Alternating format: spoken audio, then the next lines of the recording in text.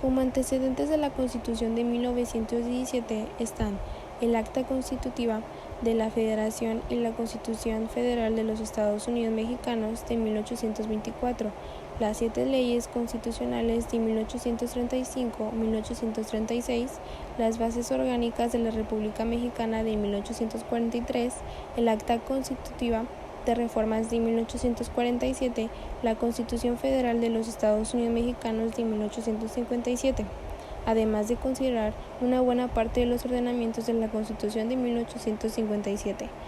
La de 1917 establecía la forma de gobierno, que siguió siendo republicana, representativa, demócrata y federal, su sistema económico y sobre todo las garantías individuales y sociales de los mexicanos. Para empezar, hay que recordar qué es una constitución, que es un libro donde están escritos los derechos y obligaciones que todo mexicano debe de seguir para poder vivir en armonía. También se incluyen las características que tiene nuestro país, como por ejemplo, cómo está organizado. A los derechos que tenemos todos los mexicanos se les llama garantías individuales. Algunas garantías de las más importantes son que en México no puede existir la esclavitud, que la educación es laica y gratuita, y que hombres y mujeres son iguales ante la ley. Ahora sí, hablaremos de la Constitución mexicana. El 5 de febrero de 1917, el jefe constitucionalista Venustiano Carranza presentó en el Teatro de la República de la ciudad de Querétaro a la Constitución que entró en vigor en mayo de ese mismo año.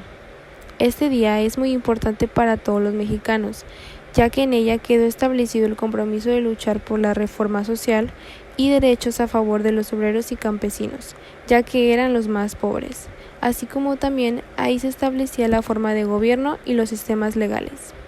Esta Constitución ha sufrido algunas modificaciones en varios años. Aquí te mencionaré algunas de las más importantes. La Constitución de Cádiz de 1812. Esta Constitución no contenía un apartado especial que reconociera los derechos humanos. Sin embargo, varias de ellas como la igualdad, la libertad, la seguridad jurídica, la propiedad y algunos derechos políticos, entre otros, en materia educativa, podrían ser identificados de manera dispersa a lo largo del texto.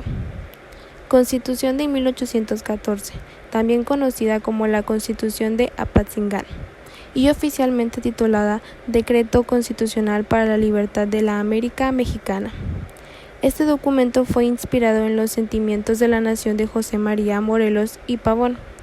Además, los principios de la Constitución de Cádiz y del modelo liberal de la Constitución francesa reconocen los derechos laborales, además de los derechos humanos mencionados en Cádiz. Las 7 leyes constitucionales de 1836, cuando Antonio López de Santa Anna llega al poder asumiendo un rol conservador, abroga la legislación anterior por ser un carácter eminentemente liberal y procede a estructurar el Estado en una república centralista, cuyas bases fueron sentadas en las 7 leyes constitucionales en 1836. En este ordenamiento sí existe un apartado especial para los derechos. La primera de las 7 leyes se titulaba Derechos y obligaciones de los mexicanos, de habitantes de la República, y reconocían los derechos de nacionalidad, de igualdad, de libertad, de propiedad, de seguridad jurídica y derechos políticos. Sin embargo, seguían sin ser reconocidos el derecho a la libertad de cultos y creencias. Constitución de 1857. Después del cese del poder de Antonio López de Santa Anna, quedó como presidente sustituto Ignacio Comonfort, que en el 5 de febrero de 1857 firmó la Constitución de los Estados Unidos Mexicanos de 1857, de corte liberal y federal. Su capítulo primero, denominado de los derechos del hombre, reconocía los derechos de la libertad de expresión, asociación importante de armas, reafirmaban la abolición de la esclavitud y eliminaba la prisión por deudas civiles, las formas crueles de castigo y la pena de muerte. De igual manera, prohibió los títulos de nobles y se establecieron los principios de legalidad.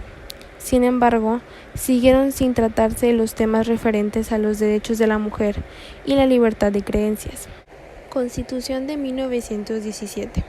Durante la época del Porfiriato, en México, el presidente concentró las atribuciones de los tres poderes, situación que condujo a la Revolución de 1910, encabezada por Francisco I. Madero, quien logró quitar a Porfirio Díaz del poder y llegar a la presidencia después del asesinato de Madero y de su vicepresidente Pino Suárez. Se produce la Revolución Constitucionalista encabezada por Venustiano Carranza y por su triunfo se promulga la Constitución de 1917. Cada 5 de febrero se celebra en México la promulgación de la Constitución de 1917, que es uno de los documentos más importantes de la historia mexicana.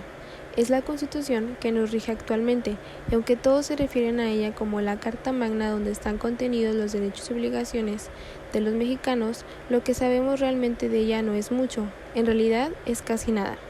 Bueno, para entenderla adecuadamente, lo primero que necesitamos es un poco de contexto histórico. Imaginemos que estamos en 1913. Tras permanecer más de 30 años en el poder, Porfirio Díaz ya fue derrocado por el movimiento antireeleccionista de Madero, quien a su vez ya fue traicionado por el ejército y la embajada estadounidense. Para situarse en el poder, el usurpador Victoriano Huerta. Es así que surgen movimientos por todo el país como para derrocar al traidor Huerta, liderados principalmente por Pancho Villa, Emiliano Zapata y el principal protagonista de la Constitución, Venustiano Carranza. Contrario a Zapata y Villa, que eran de procedencia popular, Carranza era un experimentado político gobernador de Coahuila, quien llamó a un movimiento nacional para restablecer el orden a partir de la Constitución, por lo que él pensaba que solo a partir de la legalidad del país podría encontrar la paz y la atención a sus demandas de justicia. Por eso nombró un grupo armado como el Ejército Constitucionalista y se denominó como su primer jefe de la revolución. Para derrocar a Huerta, Zapata, Villa y Carranza se hicieron muy amigos, para después pelearse y no ponerse de acuerdo en absolutamente nada. Comenzó así la que se le llama la lucha de facciones revolucionarias, que no fue otra cosa más que una guerrilla entre los distintos grupos revolucionarios. Zapata y Villa se fueron por su lado y Carranza continuó con su proyecto constitucional. Carranza lanzó la convocatoria para nombrar diputados que representaran a todos los estados del país. Cada estado tendría derecho a un diputado por cada 60,000 habitantes. La convocatoria tuvo una enorme demanda y la gran mayoría de los grupos políticos del país se prepararon para enviar sus representantes. Tras un largo proceso, se juntaron los diputados y se unieron por fin en octubre de 1916, en el Teatro Iturbide de la ciudad de Querétaro, para dar inicio a las sesiones del Congreso Constituyente.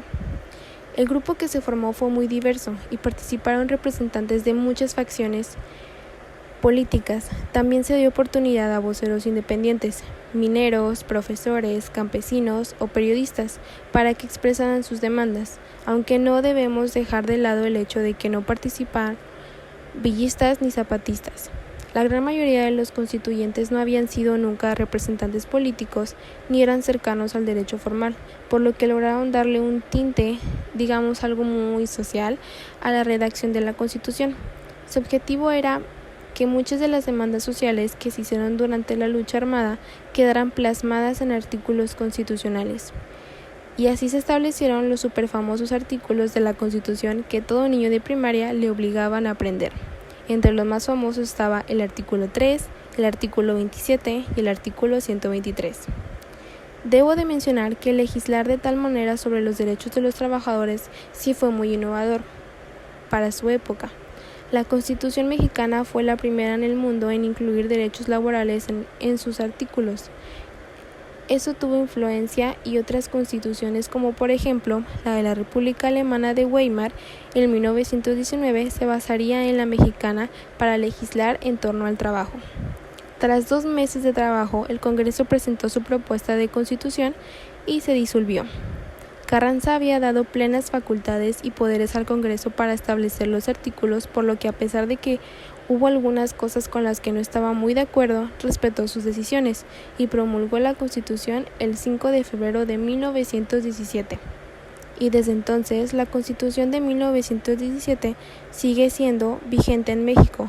Eso sí, se le han hecho miles de reformas y el texto es poco. Se parece al que entregó al constituyente durante la Revolución, con decirles que el original tiene unas 22.000 palabras y en la actualidad llega a casi las 60.000, es decir, es casi como 3 veces más extensa.